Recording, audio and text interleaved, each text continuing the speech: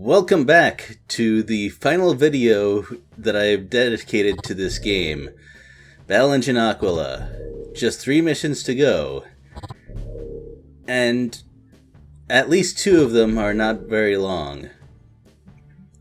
The first one is fairly difficult though. It involves a couple of trick shots. And micro missiles are not going to do it. I have to use either the spread bomb or the torpedo. And for this mission, I think I'd rather have the spread bomb because of secondary targets. So we start out surrounded by transports.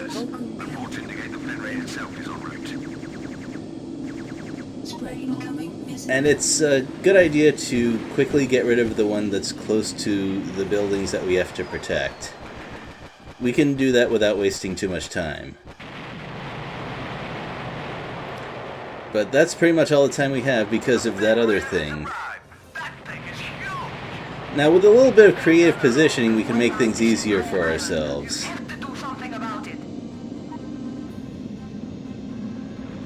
Right, that saved us a little ammo. The Fenrir is not very picky about what might be in front of, or I should say between it and you.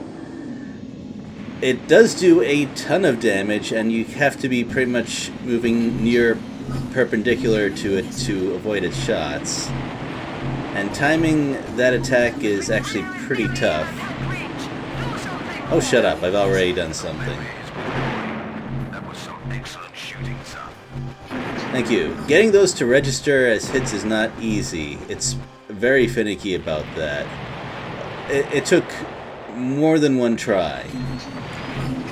But I found that strategy is fairly reliable and also doesn't take very long because we do want to get rid of those transports very quickly. The Fenrir also releases some advanced fighters to accompany it and shoot at you while you approach, but once the Fenrir starts retreating, the advanced fighters do as well, so the rest of the mission, well, air travel is not that difficult. Also, Casbah is very helpful here because, as I said, there's not much air cover for the enemy aside from that, and he can pretty much annihilate things at will. So that makes the mission go a fair bit smoother. Well, you still have to do most of the work, but it's not bad. Got him. Oh wow, he actually took down a transport on his own. Good stuff. The only thing that might cause problems and decrease your rank a bit if there's a small amount of leftover forces after you've dealt with the transports. Especially if they're infantry. Those can take a little while to deal with. So that was a little bit of a waste, but I didn't have any time to spare.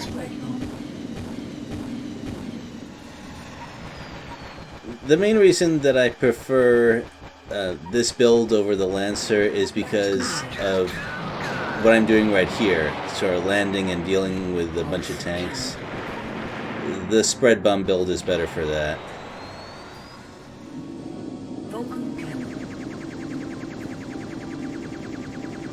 I think the torpedoes might actually be better for dealing with the Fenrir since they have a faster projectile speed. But the spread bomb works well enough. Grenade. Pulse cannon. Grenade. Pulse cannon. The manual says that your weapons when airborne are less effective than the ones while fighting on the ground, and that's only really the case with the micro missile build.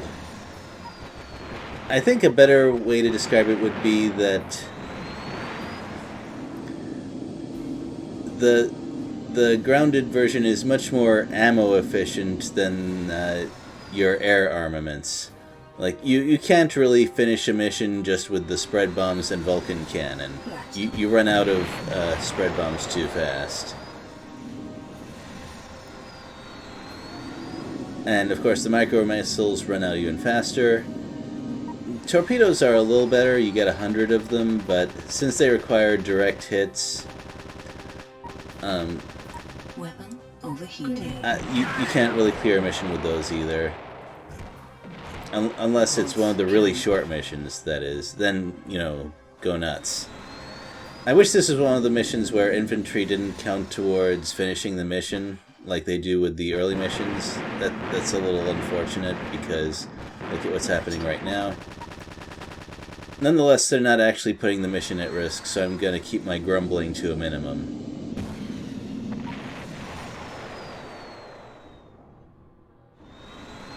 Excellent work, son. We've got them on the run now. Nearly there. Yeah, that was supposed to be in the other order, but whatever. Not worth crying about. Yeah, I probably would have gotten an S version if not for the extra time dealing with the infantry. Still, moving on. Now this, I think, is the only mission which you have to complete in basically one flight. There isn't really time to land for this one. And because of that, I'm taking the best air-to-air weapon there is. We need to slow it down. And so, finishing off the Fenrir. It's fairly simple, but it's also easy for it to go wrong.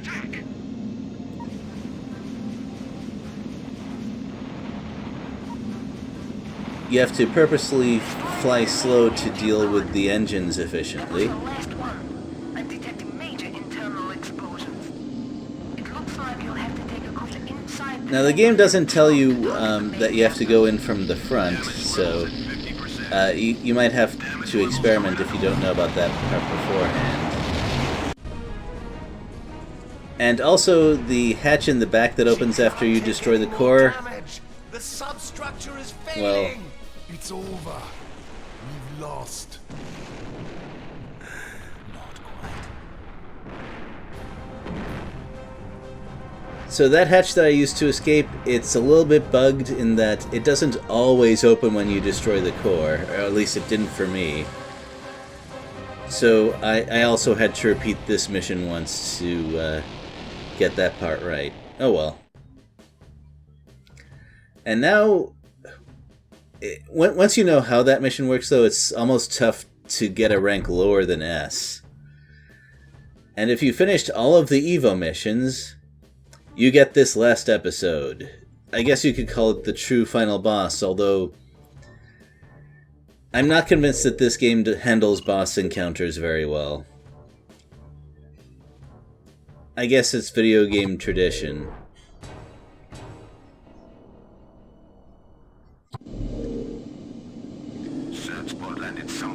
We can pretty much ignore the turrets that are around the center of the island. They don't really bother us that much. I just shoot them just because. Incoming. What are those things? Blaster. Those things are the main reason that I'm bringing the Lancer build. The thing is, their hitbox is a little tricky, and also you have to fight them from fairly far away, and they do move around. So it's actually tough to land pulse cannon hits on them. The beam laser does not have that problem, though, which is the main reason why I'm using this particular layout. Also, you can technically lock onto them with flux missiles sometimes, and the augmented beam laser also works well, but I'm going to need the flux missiles a little bit later. Incoming missile. So, you have now witnessed the process for dealing with all of the tentacles.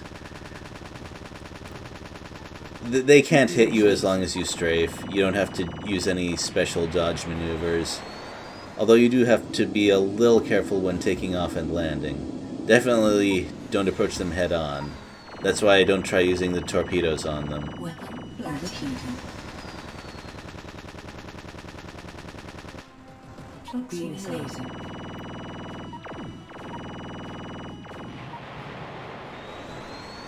Once the initial tentacles are dealt with, some more of them show up. And their weaponry is a little bit different. Blaster. It's sometimes not really practical to fully avoid their attacks, but Flux missile. some brief contact won't be enough for them to do any armor damage to you. Once again, you mostly have to be careful about flying. But as long as you don't stay at the same elevation, you should be fine. Flux missile. Beam laser augmented. Flux missile. Beam laser augmented. Also, the augmented beam laser is perfect for these guys. It locks on, it deals a lot of damage to a single target. Works out pretty well.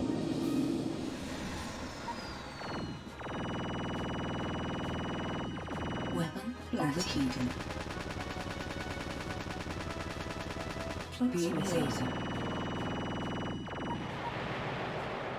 I was hoping that I could do something clever and sort of fly around hitting them with a lot of torpedoes to deal damage faster, but that turned out to not work very well. Blaster. Beam laser. I'm going to need all of that armor for mistakes.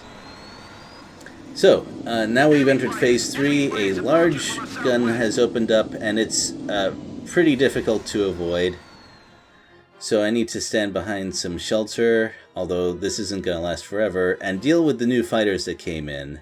Ah, there goes the cover. Have to get behind indestructible cover instead. I'm detecting coolant being vented from these locations. Although this isn't perfect, I'll have to keep moving to avoid a full hit from the laser.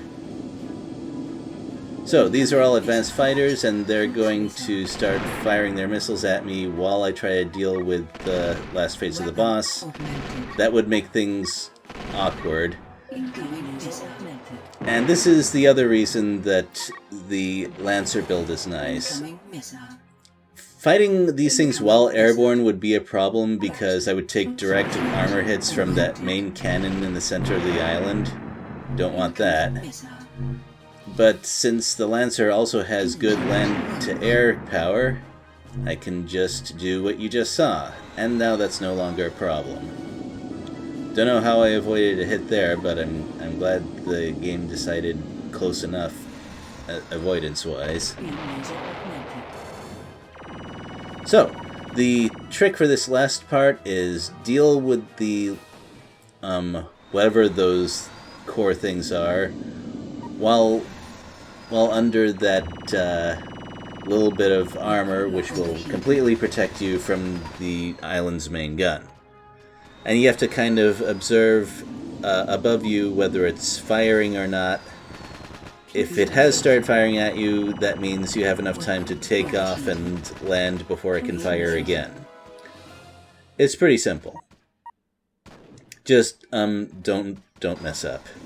That would be bad. And you have to repeat this a lot. Probably the trickiest part is the actual flying, because it's fairly easy to mess up and overshoot the trench a little bit or hit it at the wrong angle. And once you're there, things are looking not so good. Laser augmented. You have to either fire from there and hope you don't get hurt too badly by the cannon, or take off and land again, which you probably don't have enough time to avoid the cannon then either. That kind of situation might cost you the attempt, which would lose a lot of time considering that you had to go through Phase 1 and 2 and the fighters already. So maybe don't do that. Also, you take a little bit of damage from whatever is venting out of there after you destroy the core, but it's not enough damage to actually matter. It might augment your weapon, but that's about it. And that's it.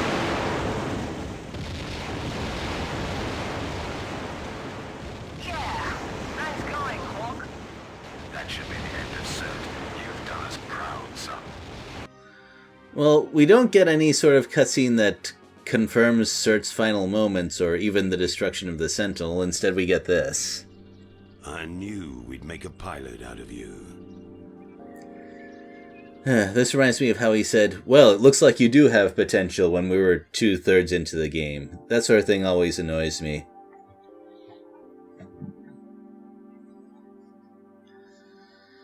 And that's the end. There's a reason that some games are obscure. That being said, there was a reason that this game was chosen by the viewers. As much as I made fun of the phrase just a moment ago, this game did have potential.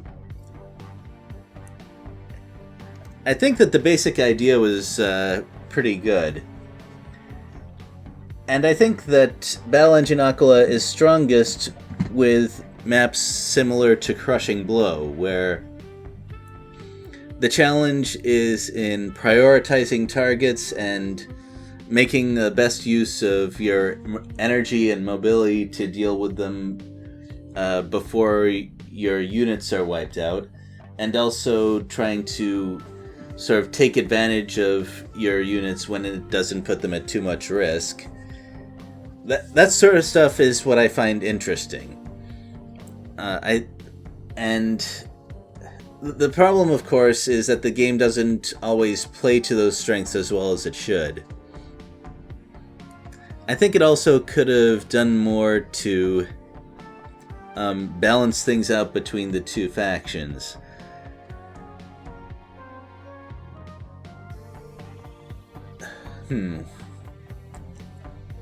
And of course, the cutscenes and plot are pretty janky.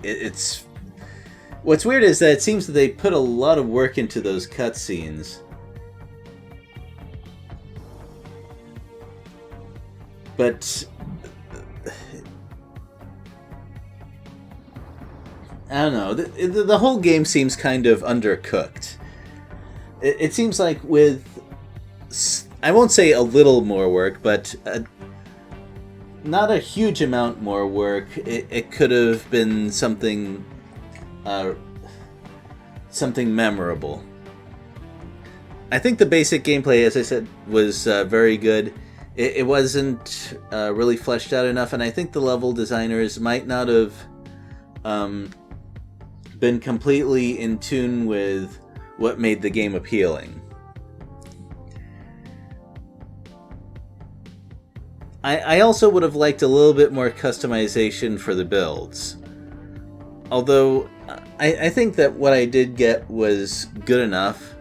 There were times when each of them was useful, and a couple of times where it wasn't exactly clear which one was the best, but you had to alter your routing depending on what you used. That was good.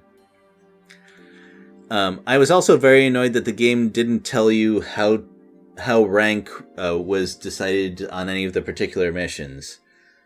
That's also something that annoyed me about Devil May Cry, but at least in that game the requirements for rank were the same for every level pretty much, so it was easy to figure out.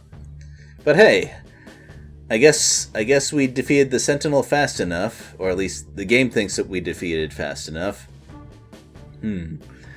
It's really too bad the game didn't flesh out the plot more. I'm going to show you an example of another post-apocalyptic game that does show the important stuff.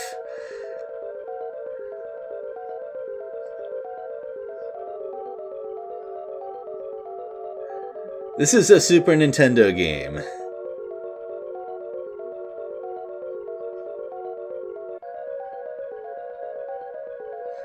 That's also fighting over the last few islands on Earth, although for somewhat different reasons. Mind you, I have no plans to actually make a video series about this game because the gameplay itself... The missile launching sequences get a little bit tedious after you watch the first 200 of them or so. It's a lot more fun to play than it is to watch, I'll put it that way.